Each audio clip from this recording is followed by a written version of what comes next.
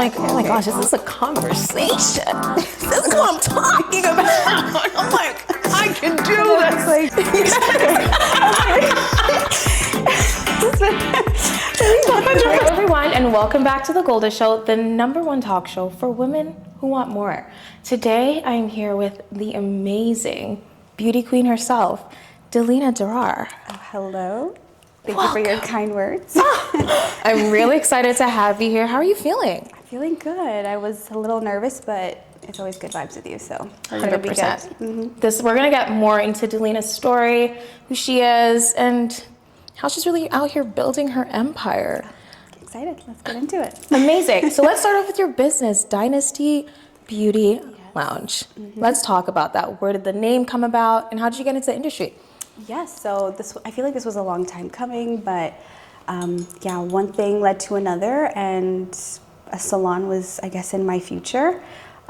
Still getting used to it, but I'm super grateful, and a lot of work, but Dynasty is my little baby, and the name actually, when did we come up with this? 2023. We actually went to Ethiopia to go see my grandma for the first time since I was 3, so that was 20 years for me. Wow. And then my sisters got to meet her as well. My mom took us all back just to meet her and spend some time with her. She was getting a bit sick. Then during the trip, like even before the trip, I was thinking of doing a rebrand. Like I just wanted the name to be more authentic to me.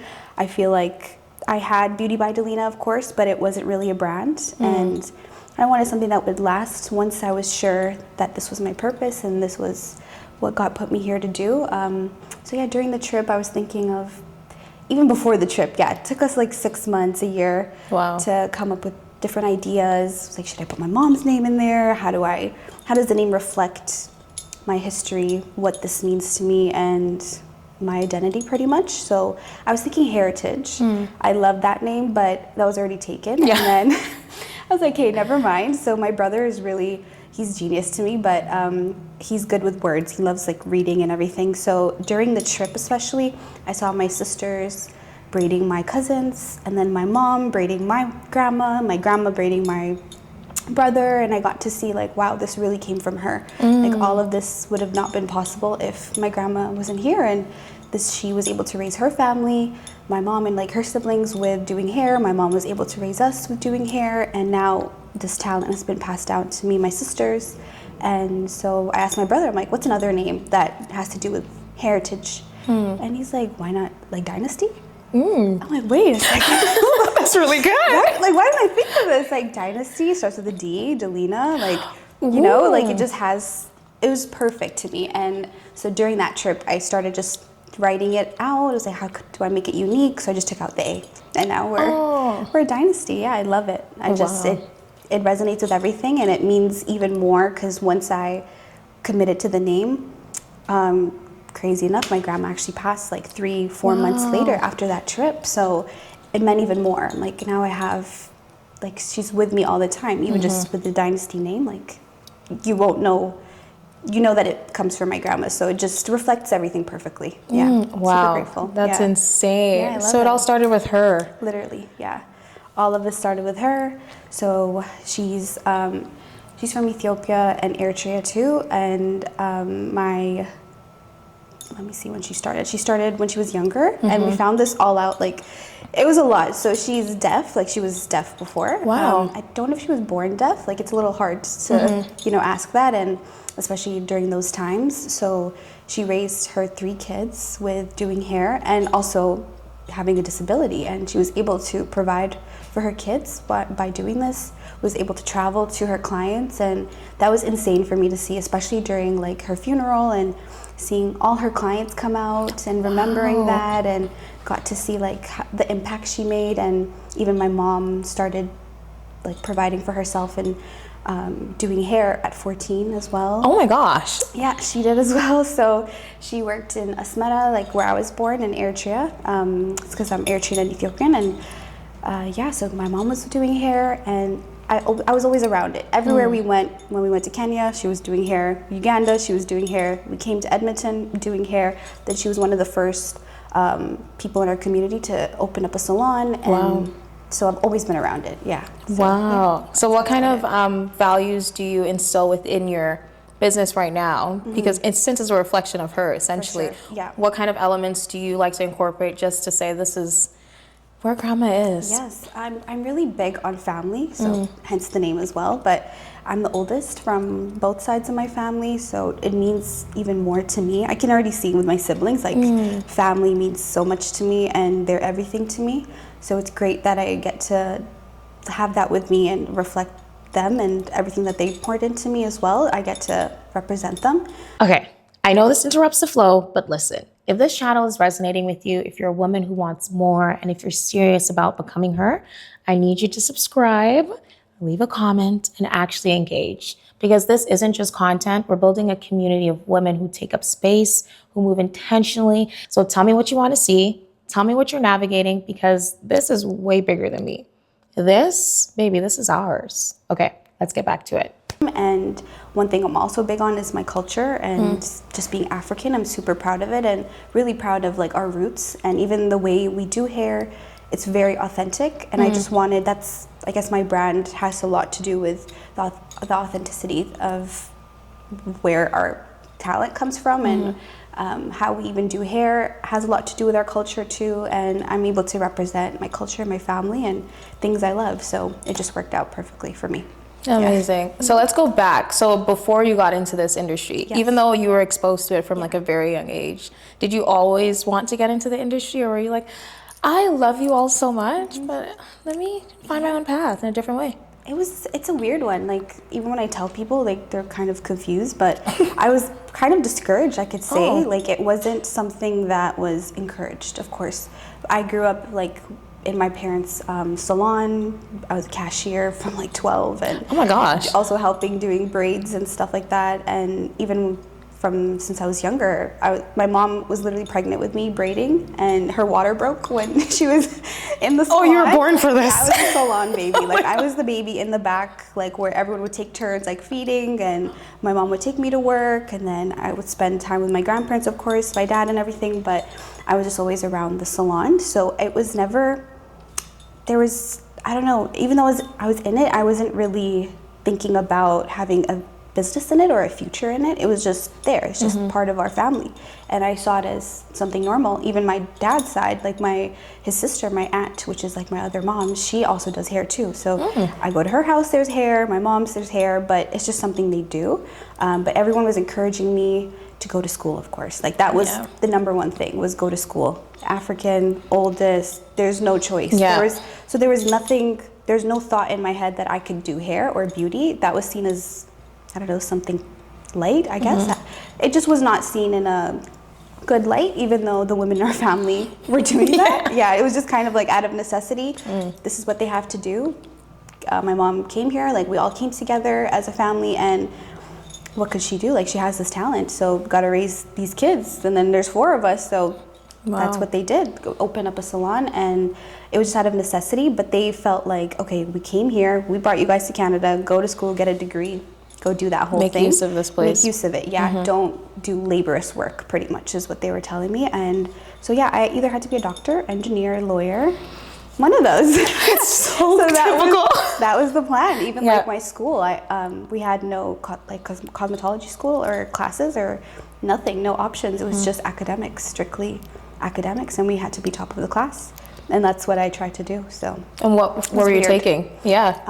After high school, I was thinking, should I be a doctor or a lawyer? And the fact that I even was not sure just shows you that I wasn't really living in my purpose. I was just doing what was told and whatever my grades could get me to do.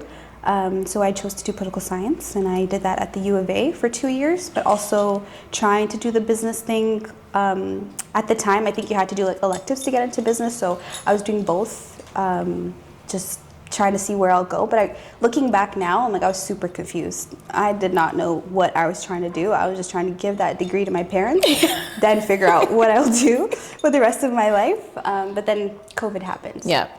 COVID happened, which has its downfalls, but the positive was it kind of shook me and woke me up, and I moved out as well that year. So I moved out at 20, and once I got that push of wait a second, I'm paying for myself. Like, I can choose what I can do with my life. Yeah. Then I was doing therapy, and the therapist like, you can do what you want, actually. Like, you're actually a person. I was like, wait, Yeah. I can think. Yeah. I didn't know I can think for myself. I didn't know, like, I didn't realize how codependent I was, like, with my dad, with my mom. Like, I was very much people pleaser, oldest child, oldest daughter, gotta make everyone happy, forget about what I want. Then once I moved out, it's like, no. No, thank you. Bye. Oh, no. Yeah. Wow. I'll do what I like, I think. Okay, Yeah. so you started off with your business Beauty by Delina, Yes. essentially to start sustaining yourself. Exactly, And then yeah. you also got into social media. You're a social You're still I a was social trying. media queen. I wouldn't say that. No, we see not at all. Delina, your face is No. on every image of hair. I swear they're stealing it. No. 100%. They're AliExpress, just stealing Amazon, it. I see your face. No, that was, yeah, so I did social media actually before I moved out. So without social media, like one thing just kept leading to another, and here we are type of thing. But so after I finished high school, then my parents were a bit more lenient on me wearing makeup or also doing hair on myself. So I was only allowed to do braids until high school ended. Then I got to explore with like sew-ins and wigs and social media as well. I love taking pictures. It's just something in our family. Like my mom would take me to a photo studio every month. Wow. And then we'll do different, like until I was about 2, like every month just to celebrate my month. And yeah, so I have so many pictures, and that, I guess that was a part of me that I didn't even realize was a part of me. So I got to just take a bunch of pictures, and I just liked expressing myself. I'm very creative, I could say, and so is my mom too. I get a lot of things from her and just being creative, but I was not allowed to be creative. That's the funniest part about it. So I would just like do makeup like at midnight. I have so many pictures of me like do my makeup at midnight in my room in high school.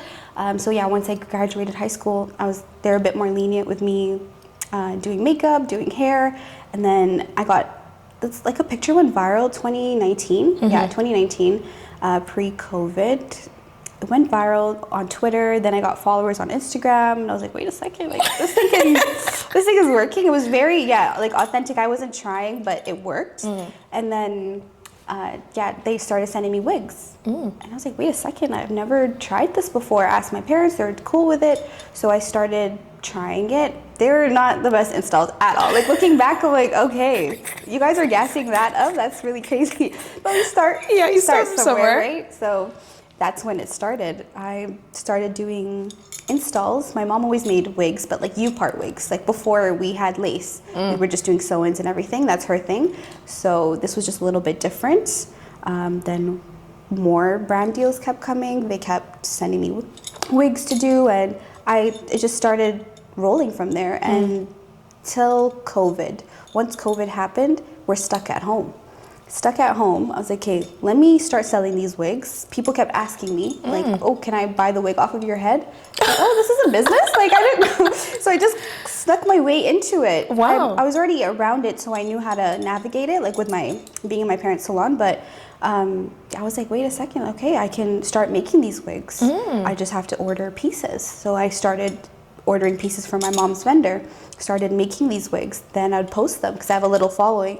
So my following would ask me to make wigs. So I started custom wigs back in end of 2019. Then I started making these wigs, shipping them to the most random places, like Europe, Alaska. Alaska is crazy. Alaska, like The girls are in Alaska? and she still like follows me. She still supports, and I'm like, wow. So it was cool. I got to be creative. I got to practice. They weren't too expensive. Yeah. And I got to that was my outlet, and it was so fun. So that kept growing and growing. And people would ask me, hey, can you do my install? It's like, wait, I could do this? Like, I was only doing braids. And I think that's why my parents discouraged it. They just didn't want me standing on my feet for 8 hours braiding someone. So I went from, doing braids and everything in high school to doing wigs in university. So that was like my little side job as well. Grew that. COVID happened. Stopped all of the school stuff. I dropped out as well. So dropped out, moved out, and then just off of doing installs and everything, I was able to move out, provide for myself, and I saw a little hope of a career with that. Yeah, I was thinking only influencing. I was not thinking salon or anything, but the demand was there. So that's why I say like everything I guess was authentic. I still have the clients that I started with in 2019, and it was just out of people asking me to do what I was doing on myself to them, and yeah, I love it. Yeah, so that was Beauty by Delina, September of 2020. Wow, that's insane. Yeah. So you decided, okay, did you have like a certain amount that you wanted to reach before you moved out, or did you say, Yes. listen, No, okay, for sure. Yeah, I had to, for sure. I'm very, I don't like taking risks. okay, Out of my friends, I am the biggest risk taker, but compared to my mom, like she will take a risk and she loves to just, I don't know, she really trusts in herself and believes in herself.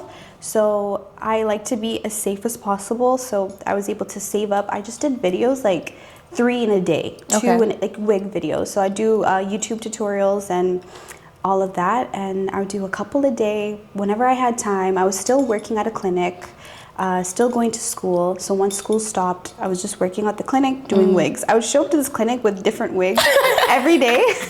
The doctors and like the other girls I would work with were always like waiting to see what I would pop up with. Oh my but gosh. I was just like, okay, I need to find a way to get out this house. Like I've always wanted to move out, always wanted to be independent, and that was my little way out. So I was able to stack it up and keep posting, keep doing deals, and it actually worked in my favor because the Black Lives Matter movement was a thing at that time.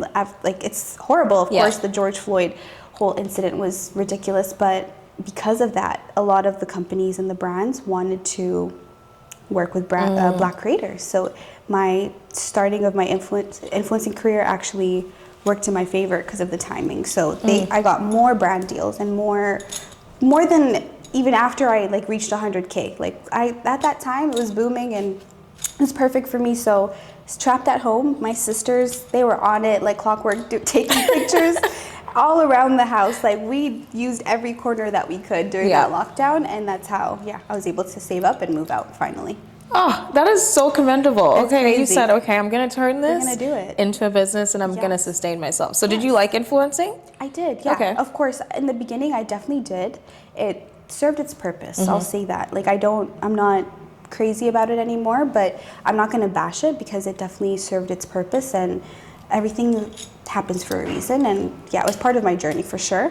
It was great. I was able to connect with so many people, so many brands, and it did its thing for sure. But then it got to a point where when it starts getting serious, it gets a little too tiring and too tedious, and I don't think I was in it like I was in the beginning. So it served its purpose, got me out the house, got me to have some like income to buy wigs, to kind of fuel my business. But once I started getting more serious about my business, it was just something I had to just put in the back. Because what I truly believe, whatever that you put your time into and whatever that you give your energy is what will grow. And the influencing, it's okay. It was cool. It was cool. I just see more of, I just see my purpose with the business with Dynasty. Yeah. Okay, that makes sense. Why was it tiring though? Was it just because essentially influencing, you're like, it's another job, It is. right? Oh, so did you it's just definitely a not job. like that part of it, or? Yeah, it is definitely a job. I know like there's controversy about it, if it's a job or not, but it's definitely a job. Like you do have to put your energy into it. It's just not as laborious as some other jobs, of course, but it's so tedious. The lighting gotta be good. The weather has to be good. We're in Edmonton. Yeah. We're in Edmonton. Do you know Please. how hard that was? Yeah. Like so many people thought I was in Toronto. Like I wish. No, I'm making this like ugly brick wall look like Toronto. But so always driving around to random places. That was actually one of the reasonings why I told my parents I was going downtown. I was like, oh, downtown has so much more like photo spots, and I can just take pictures everywhere, and even my apartment, I can just take pictures everywhere. It's gonna help my career. So I use that to like, get me to get out the house.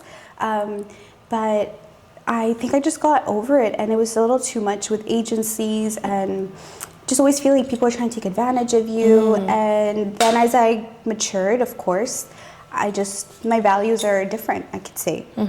Before, of course, like 19, 20, 21, you're trying to get the fame and all of that. I didn't let it get to my head, and there was no fame, honestly. Like in the grand scheme of things, there is no fame.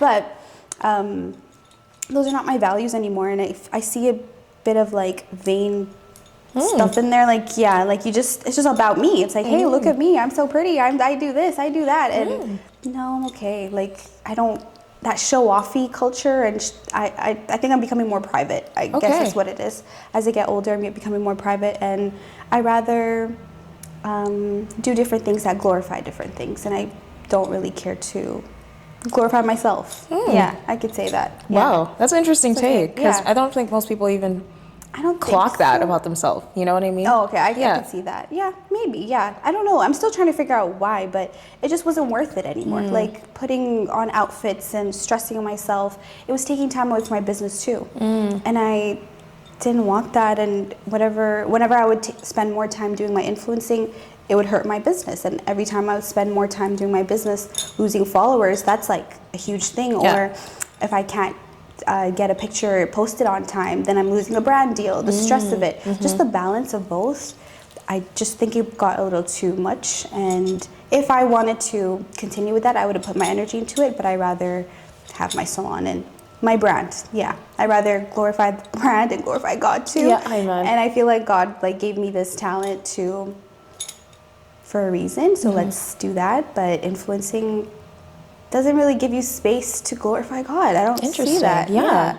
Unless you're like a Christian influencer, or do you music? Like a gospel singer or something. But it gets to the point where they want you to show more skin, or they want you to say certain things or whatever, and I don't like that control. So I have control over my business, and I'm just letting God guide me, and we'll see where that goes to. Amen. Hallelujah. God is within you. Period. I love that. So who did you have to become to run this business full? Because you're 6 months in. 6 months? 6 months of in. running this business. It does not feel like 6 months. I know. I feel like it's been open for a hot minute, to be quite honest. For real. That's exactly what it feels like. A lot of patience, a lot of stuff that went into this. Things don't always go the way that it's supposed to go. So we've been open for 6 months, but I signed the lease in April or March of 2024. Oh. So I've had it for a while now. Yeah, 2 years. Oh, wow. Yeah, 2 years. I've had it for 2 years, but it just didn't open in time, and it was out of my control. There was nothing I could have done, but once I signed the lease, I was just waiting for me to start construction, but it's okay. Like during that time, that was probably the hardest time of my life. Like crashed out so much. So many crash outs. Like it was ridiculous. But that was a test. That was a big test. I feel like looking back now, that's all I could say. That was a test from God, and we prevailed. We went through it, learned a lot, became a different person, became a better person, and it was all worth it. Even the hard times, it was all worth it for sure. And we're still going through it. We're still going through the motions, but it's all for a reason. Yeah, I can see why it needed to happen that way. So what caused you to crash out? Was it like construction not being done, payments? Like, give me a foreplay. First, I didn't even think. Let's start from the beginning. I didn't even think I could open a salon. I didn't know that was possible. That was like maybe when I'm 40. Like wow. I wasn't even. I was not thinking about it, but there was something in me that was like pushing me to elevate my brand, I could say. And I was renting like a space in my mom's salon for the years before I opened the salon. But I could see, like, as I did hair more and working with my clients and all of that, I wanted something better and a little bit different. And I started to think of how can I make like an experience and how can I elevate this, and started from like redesigning my area in the salon, but that wasn't enough for me. I needed something else. And it wasn't until my uncle, who's like my other dad as well, and he has a liquor store, he's a nurse and real estate agent and everything, so he helped me look for a space. At first, I was just looking for maybe a suite for myself to do my own thing, but I was still confused too. I was like, I don't know what to do. Should I get property? Should I do this? I was just kind of hit a point of confusion. I'm like, I don't know what I'm doing anymore. I think it was the space. I'm very much, like, I need the space to match what I'm doing. And like I love being in new places. It gives me like new energy, love traveling, all of that. So when I asked him to help me look for that, he's like a salon? I'm like, oh no. When I'm 30 or 40, like, like in the future, I never even thought about it. And then he's like, why not now? At the time I was 23. Wow. I was like, 23? Like, are you kidding me? I just started. No, like, I can't even run like my own like apartment. How can I, Yeah. how can I do anything and run a whole salon? Never thought of that, but I mean, I was doing that. That's what I was doing in my parents' salon, in my mom's salon. I did that for how many years? And I was the cashier, then I became the manager, then I kind of helped her revamp and get some new energy during COVID, and she was thinking of closing it, but I helped her reestablish it and, you know, pick it back up. So I guess I did have it in me, but I needed that push. So yeah, we were like, let's see. Said if this works, if God lets it happen, then it's meant to be. But I had no hope at all. Like me, like how could I do that? Yeah. How could I find a space? It's gonna be too expensive. All the questions that everyone has, I did not believe in it.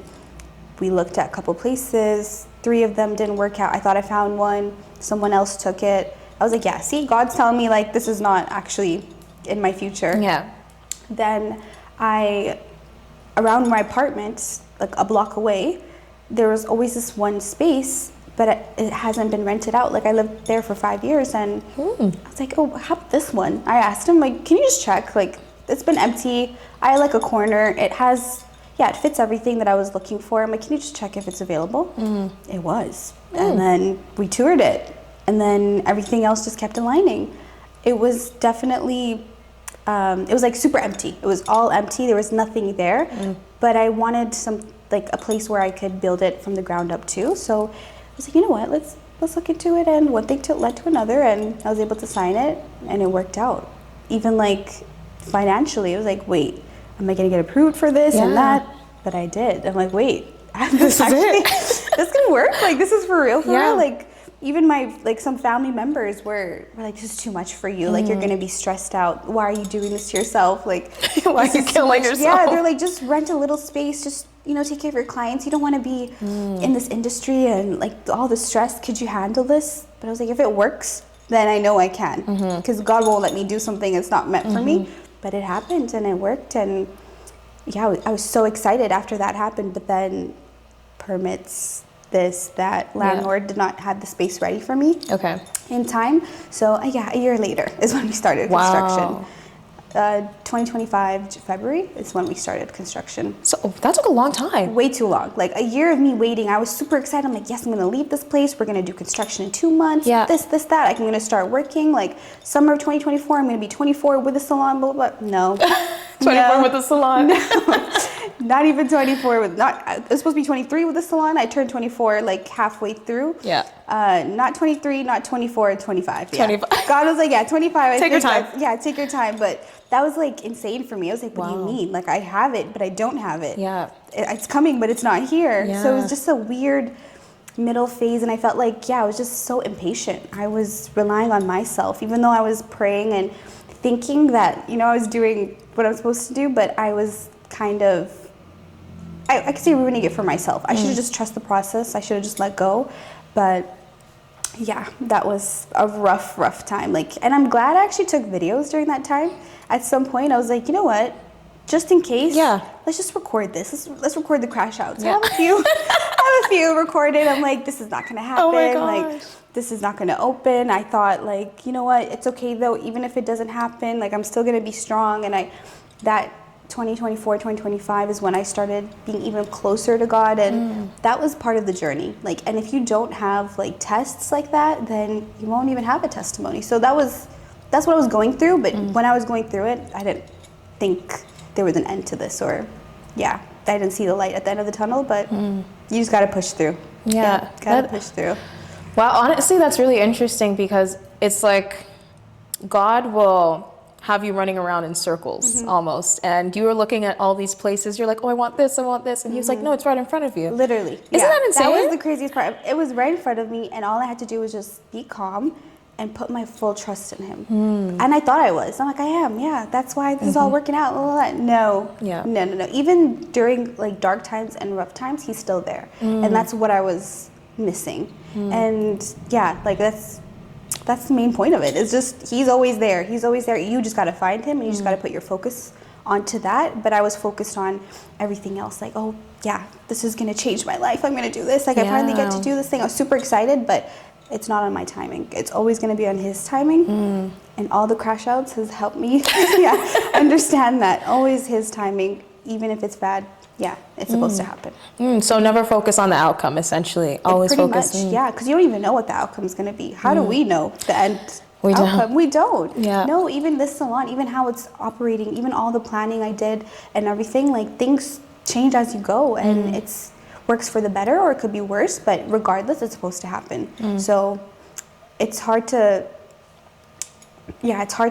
like know what the outcome is going to be, but just know whatever it is, it's meant for you and work with that pretty much. So how do you bring that into your business then? Because now you have the foundation. Now you understand God is at the center, have patience, understand things. How are you dealing with clients on a day-to-day basis, hard clients, difficult times? Maybe there's random things that come up within your business. How are you, does that does that change how you make your decisions within your business today? For sure, but like you said, that's the main point. Like God is at the center of it. Whatever it is, even if I have a bad day, I'm still thankful. Like I try to remind myself, even it's hard. It's super hard. Like sometimes you just want to end everything and just be like, let's close it up. Like this is too much. Close the like, shop. And it's every day. Like it's on me. And whatever happens, every single thing is on me. No matter, even if I give responsibility to someone, it's my responsibility to make sure they can do that properly too. So I knew that coming into this, and I think that's the space that and the time that he gave me, like the fact that I didn't open it the year that I signed it, the fact that it didn't even open a couple months after, or all of that, like all that time, the 2 years, it was needed. I needed that time to actually plan out, even though I was thinking like, hey, this is such a waste of time, let's leave it, let's find another place or whatever.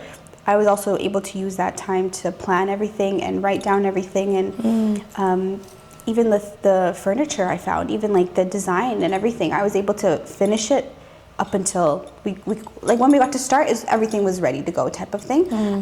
But the day-to-day, just having God at the center of it, even before we opened, I made sure like the priest could come and bless the space too. Spray that holy water everywhere, like everywhere. I'm like, get that corner, every corner. So God is there for sure, and I want to make sure.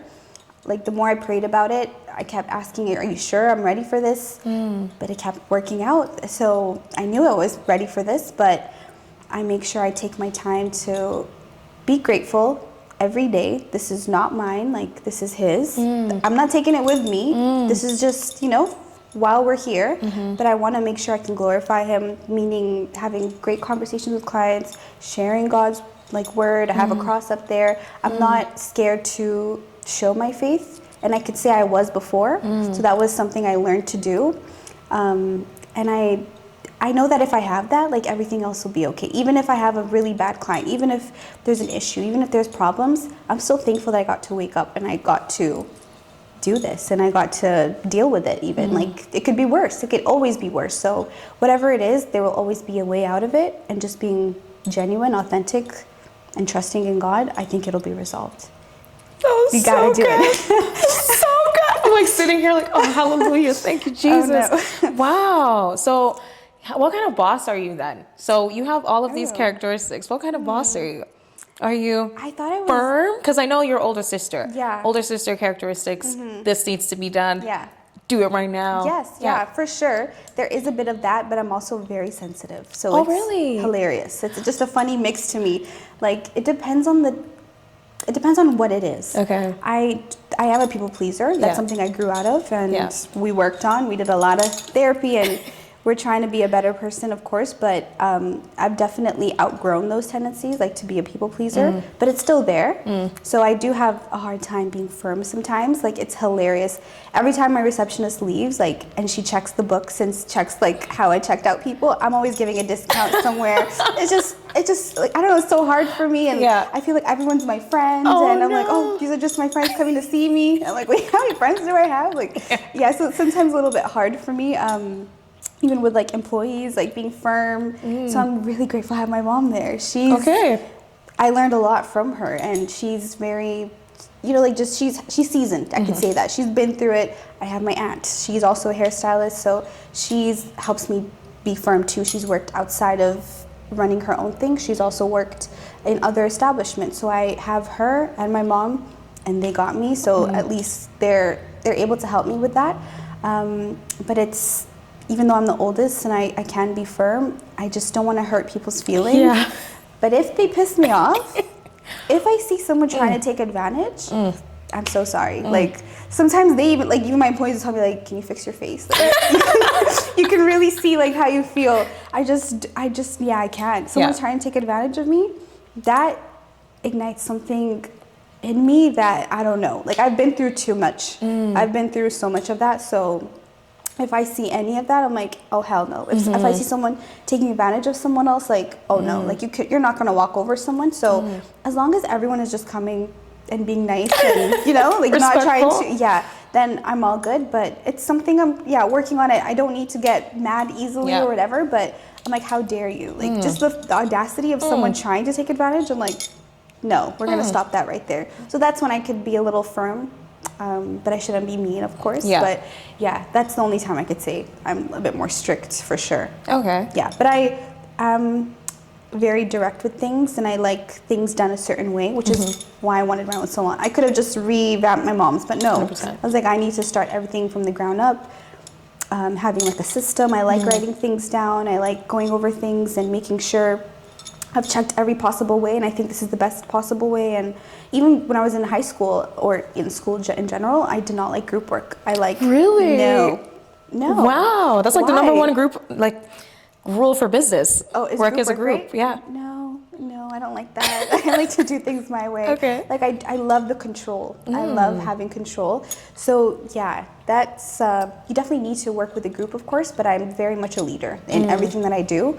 I'm very much a leader, so I'm glad I can. Yeah, I have final say with everything, so that works for me. I like that. So did that come from childhood? Like, did you ever feel like you were not in control of certain things in your sure. childhood that Oh, yeah. makes you say, hey, I am in charge? Yes. Really? I think so. It has to be.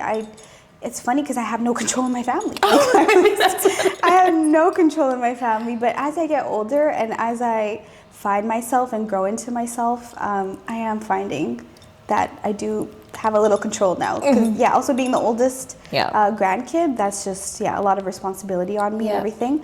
But I just like, I like directing everything about a project that I'm working on. Even when we do our content, we do it ourselves. Like, even if we have like a shoot or whatever, we try to do as much of it ourselves. Or I like to have the full control over everything, because then at least I can be mad at myself. If I'm mad at someone else, that's just I'm gonna be mad that I trusted someone. So I just rather be mad at myself. Let me not piss off other people, and I can truly do it how I like it. I don't know. I can't even say where it comes from. I'm just very much. I think I could do anything. Let's say that. You're a superwoman. I can definitely see. I think I could do anything, and get that from my mom for sure. She sees something, she's like, "Oh yeah, that's easy. I could do that." Like, she thinks everything is possible.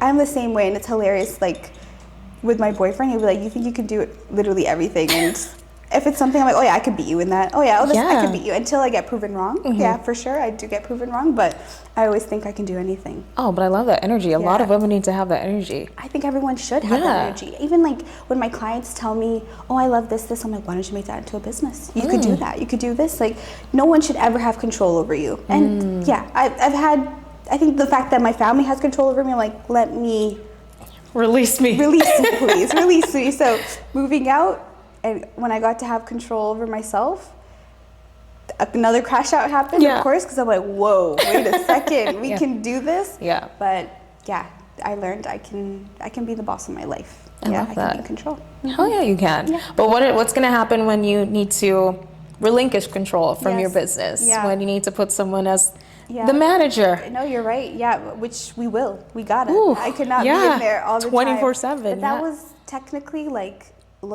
that is the plan. That was the plan. Everyone's discouraging me from doing hair, right? So I'm like, let me do it in a way where I don't have to be on my feet like all the time. And if someone asks me like, what's your goal in life? Like, what do you want to do? It's to be a mom. Like, I want to be a mom so bad. I want to just be with my kids, and I don't know, like I feel like that's the point of life, is like just growing and being a mom. And it could have some downfalls. I know there's some issues. I'll figure them out. Don't talk about them now. You're good. I'll figure them out. But I was like, hey, the way I could be a mom, have a salon, let it run itself. I can go.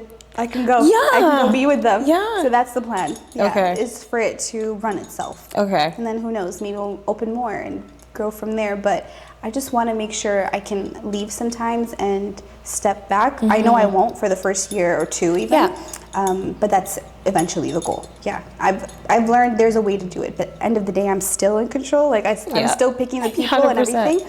But I'm able to train them and show them exactly how I like things done. And I think there's a way to have a great system that works for you. So yeah, we're still working on it, but getting there. Good for you. Who do you think Yeah. you want to, what kind of characteristics do you want in the person, do you think? Do you want them to be like, don't do this, Delina will be mad? Or do you want them to be relaxed? They definitely should. They definitely should. I'll be watching the cameras. They definitely should be. Yeah, but no, I definitely have a list of characteristics, and I can see that in some of the like ladies that we have working with us for sure. But it's also something I've learned from my mom is having someone that takes care of the place as if it's their own too. Like this is not just for me. There's a whole team that I'm also working with, and this is also for them too. So yeah, eventually someone who can see it, who takes care of the place as if it's their own. Even anyone that works with us, like they should just always have their heart in the right place and want everyone to do good, not just themselves. Yeah, so just having that characteristic for sure. All right, so just to wrap things up, what is something you would say to a young woman who wants to enter into the business realm, whatever that may be for that particular person? What kind of advice would you give them? First of all, make sure you like it. Do you actually like doing that part? Because that's what you got to wake up and do every single day. Don't look at it as like a money-making thing.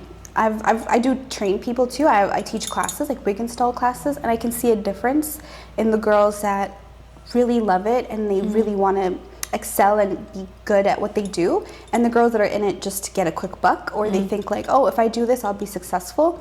No, if you're in it for the money, that's coming way later. Like I'm still waiting for it. It's gonna come way later, but you just gotta be into it. Just make sure it's your passion. Like even if I have a hard day, even if I had a hard week, month, whatever, I'm still able to get up because I love what I do. I love making girls feel pretty. I love talking to my clients. I love teaching them things, and I love what I do. So it makes the hard days even worth it. So just make sure you really love what you do. Like have a true passion in it, and that goes for everybody with everything that you do. I don't see the point of making other people happy, like pleasing your parents, or I know I sound a little crazy, no, but it's every African child. Yeah, it's what's the point? Like you're living your life for yourself, not for others. So generally do what you love to do, and that's definitely the number one thing I would say. And then start wherever you can start. Start wherever. I started in the basement of my parents' house, in the room, just with a camera. So you can literally start anywhere. But whatever it is, start. Like network, meet people, put yourself out there, find your niche, find your different thing. Don't be like other people. Don't try to copy people, and just be yourself. If you, even with influencing, like I've also tried to, encourage other girls to do it too. Find your niche, whatever it is. Just be authentic, because then it's not hard for you to be yourself, like or keep up with things. But if you're trying to be someone else, then you're gonna be shy to like go outside, and if you pretend to look like something else or whatever, that you're gonna have a hard time. But whatever it is, be authentic and make sure it speaks to you. Then it just feels like natural. It feels like you're just doing what you're supposed to do. Amazing. Yeah, I think that's what you should do. Great. That's what you should do. That's what you should do. Period. Well, thank you so much, Delina, for joining us. That was a great conversation. That was so fun. It was so fun. You're so insightful. Oh, really? Oh, you're such a wise woman. Dude, I guess we Oh, thank you. It's the truth. No, thank you. But thank you so much. Where can they find you? Find us at Dynasty Beauty Lounge. Find us downtown Edmonton. Just look us up on Instagram and everything should pop up. And I hope to see you there. Thank you all so much for watching, and we'll catch you all next time. Bye.